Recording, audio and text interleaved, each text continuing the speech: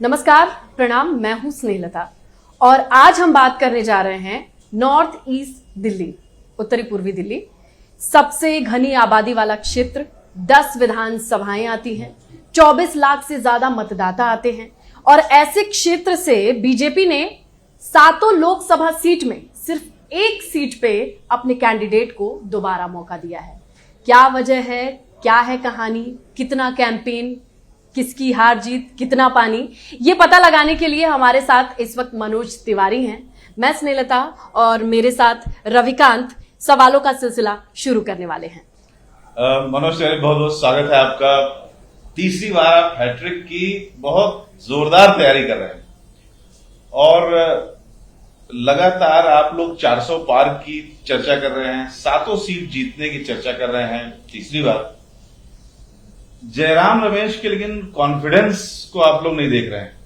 उन्होंने कहा है कि 2 घंटे के अंदर, जैसे ही रिजल्ट आएगा उसके 2 घंटे के अंदर बैठक करेंगे और जो लार्जेस्ट पार्टी होगी इंडिया गठबंधन में, उसका पीएम का नाम तय कर देंगे। देखिए, उनका कॉन्फिडेंस 2014 में कम था क्या? जयराम रमेश जी का कॉन्फिडेंस 2019 में कम था क्या? तो कॉन्फिडेंस में तो इन लोगों को कोई कमी होनी भी नहीं चाहिए, लेकिन कोई स्थान नहीं है। जो कांग्रेस ये कहती हो देश को कि हम सरकार में आएंगे तो सारे भारत के लोगों का संपत्ति का एक्सरे कराएंगे और उसको मुसलमानों में बांट देंगे बराबर बराबर भाग में। इसके बाद वो जाएंगे और इस देश उनको स्वागत करेगा। ऐसा वो सपना भी न देखें, क्योंकि मुस्लिम भी स्वागत नहीं करेगा, क्योंकि वो दोनों को लड़ाना चाहते हैं, वो दंगे कराना चाहते हैं। तो ऐसे लोगों के कॉन्फिडेंस में कमी हो न हो, लेकिन अब वोट में बहुत कमी हो, तो ये लोग एक भ्रम डालने के लिए कई तरह की बातें करते हैं, बट इसका कोई महत्व नहीं रह गया है। प्रधानमंत्री कौन बनेगा? आदमी आंख बंद करके भी कहेगा नरेंद्र मोदी। और नरेंद्र मोदी का प्रधानमंत्री बनाने वाला चुनाव है, ये जानते ही टक से कमल पे ही हाथ उंगली जाएगी 90% लोगों। और इसी बात पे रविकांत जी, अरविंद केजरीवाल कह रहे हैं कि कमल पे अगर उंगली जाएगी तो मैं जेल जाऊंगा। कमल पे उंगली जाएगी तो अरविंद जीत जाएंगे, जेल जाएंगे। जेल तो जा चुके हैं, अब कौन जाना बाकी है? अभी तो सुप्रीम कोर्ट ने उनको 20 दिन के लिए भेजा, तो भी कह के भेजा है कि 2 तारीख को वापस जेल में जाना है आपको।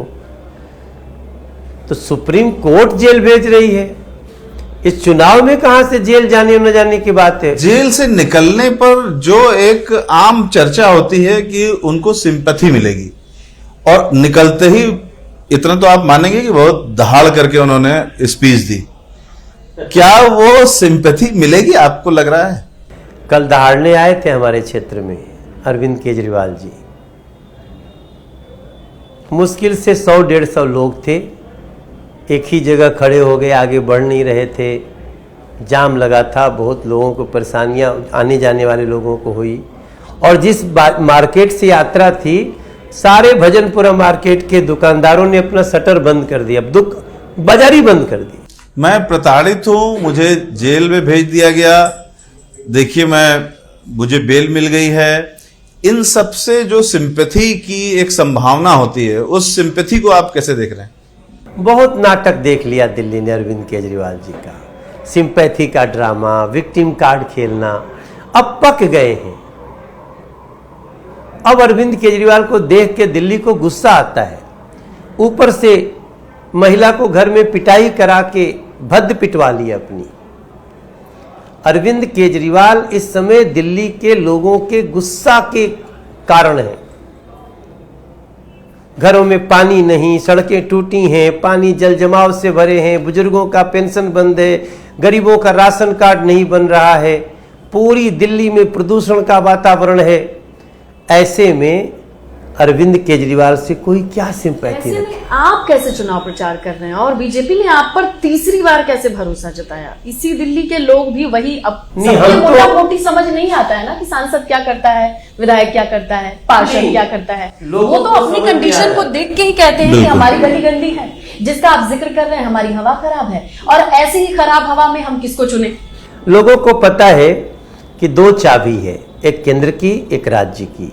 केंद्र की सरकार मेट्रो ला देती है, केंद्र की सरकार घर घर गैस पहुंचा देती है, केंद्र की सरकार गरीबों का फ्री इलाज कराती है, केंद्र की सरकार नेशनल हाईवे बना देती है, हमारे क्षेत्र में भी बन रहा है, ऑलमोस्ट पूरा होने वाला है। कन्हैया कुमार पूछ रहे हैं कि आपने कितना सवाल संसद में कर लिया, आपने अपने क्षेत्र के लिए क्या काम किया, और एक वन लाइनर, आप जैसे तुरंत एक लाइन में अपनी गागर में सागर भरने वाली शैली के लिए जाने जाते हैं, वो ये कह रहे हैं मंच से, अब की बार गए तिवारी, ऐसे करके कुछ। नहीं, उनको ये कहना भी चाहिए, और क्या कहेंगे? क्या है, अब कन्हैया कुमार, जिनका नाम एक छेड़ो कुमार भी है, लड़कियों को छेड़ते हैं, सजा भी हो चुकी है, वो उनको कहेंगे क्या?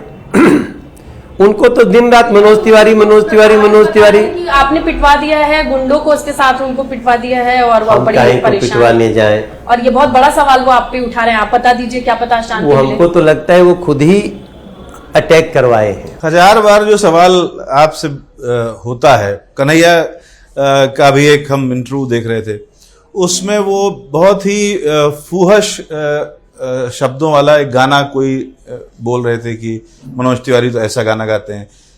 पानी बहुत बह गया है, बहुत सारे गाने होते हैं, रिंकिया के पापा का भी जिक्र आप कर रहे थे, लेकिन वो जो पुराने आपके गाने ये लोग लाते हैं, नेहा ठाकुर हों या कन्हैया हों, इसको कैसे आप कन्फ्रंट करते हैं? भैया, हम तो इन लोगों को ध्यान ही नहीं देते, क्या पर टाइम नहीं है इन लोगों के पूछने का। मुझे नेशनल हाईवे बनाने से, पुस्तों का जाम हटाने से फुर्सत हो तब तो सुने। ये लोग खुद ही अश्लीलता के गहरे सागर में हैं, हमें इनकी चिंता क्या करनी है? हमारा गाना बज रहा है, राम के थे राम के हैं, हम राम के रहेंगे, सत्य सनातन धर्म हमारा, सनातनी सब सच्चे हैं, सेवा करना कर्म हमारा, श्री राम के बच्चे हैं। अब ये सब तो ये कह रहे हैं कि अगर कहीं जीत गए तो राम मंदिर पे ताला लगा देंगे। ये लोग कह रहे हैं अगर हम जीत गए तो 370 वापस हटा लगा देंगे। हम एक बात पूछना चाहते हैं, Kanhaiya Kumar is known for what? उनको क्यों जाना जाता है? वो जाने ही चाहते हैं भारत तेरे टुकड़े होंगे नारे लगाए जेएनयू में।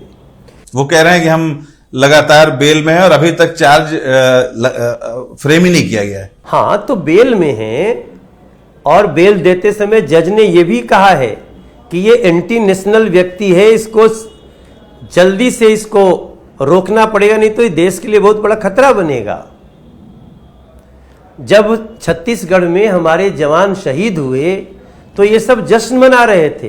ये वही है कि आप पर वो सीधा आरोप लगा रहे हैं कि मनोज तिवारी के साथ एक शख्स देखा जाता है, फोटो में रहता है, उस पर आरोप है, तो मनोज तिवारी ने ही हमला कराया है, कन्हैया कुमार ये आरोप लगा। और उसमें ये भी जोड़ दूं कि वो अपने आप को ये कह रहे हैं कि गुंडों की फौज लेके आप घूमते हैं, और दूसरे हमले से बिहारी हिलता है क्या? ये बात और है कि आप भी बिहारी।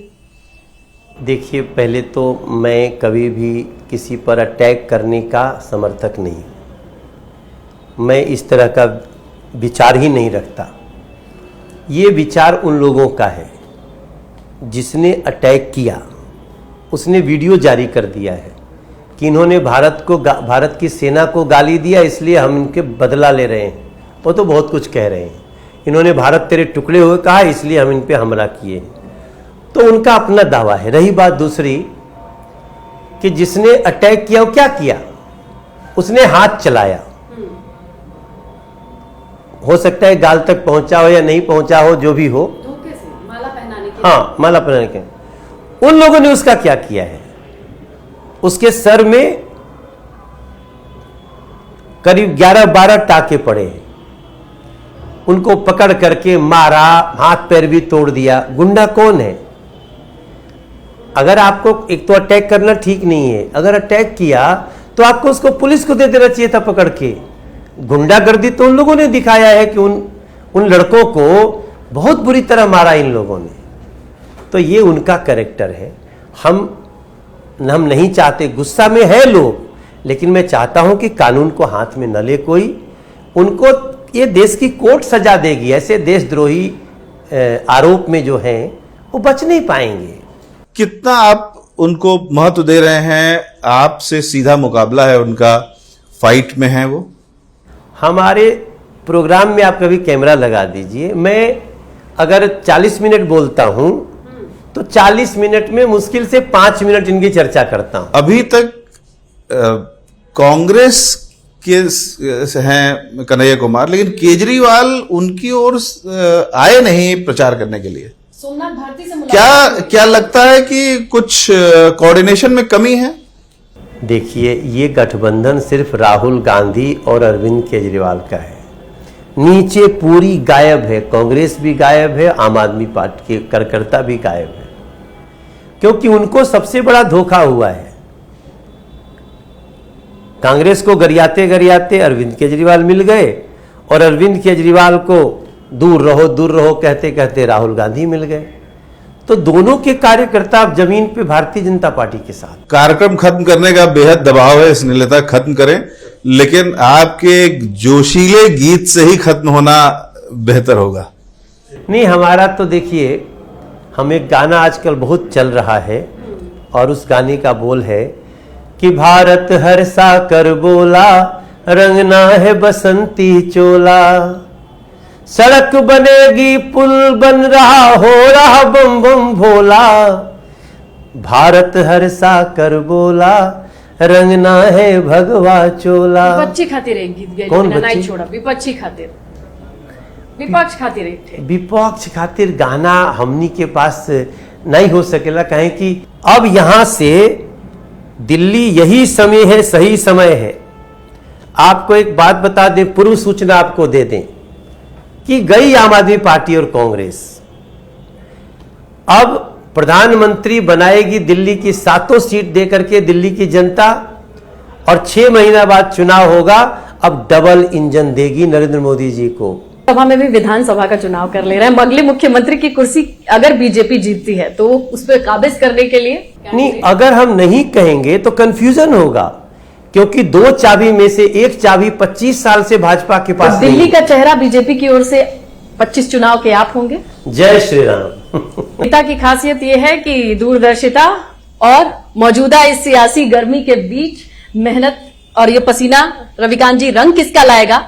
मुझे लगता है जेकरा के देले रहली पानी के चाबी, जेकरा के देले रहली बुजुर्गन के पेंशन के चाबी, वैसन रोला देहलस कि रोवताटे माई भाभी, काहे खातिर सोची आगे हमरे दिल्ली के माई भाभी। क्यों सोचेगी?